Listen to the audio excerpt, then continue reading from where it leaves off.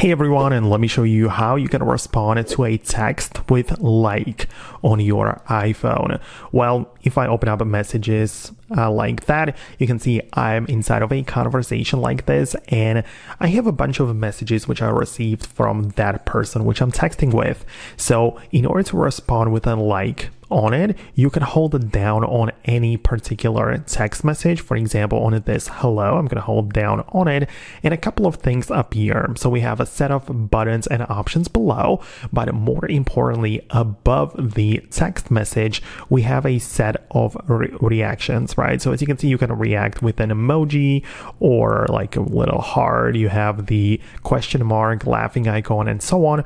And the default option should also be the thumbs up, which is the like button, really. So if I respond to it like this, I'll click on the thumbs up, you can see this is now the reaction added to that particular message. So that's very easy to do, and this works within the iMessage conversations with anyone, really.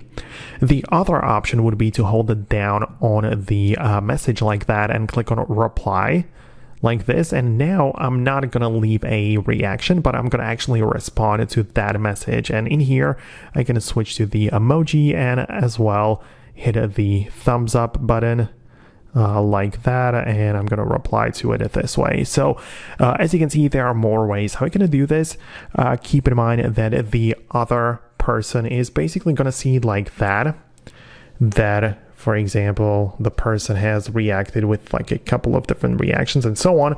So, you know, the other person will definitely be notified both by the reaction as well as by the response. So I hope it helped. Let me know what you think. Let me know if it worked, and I'll see you in the next videos in the future.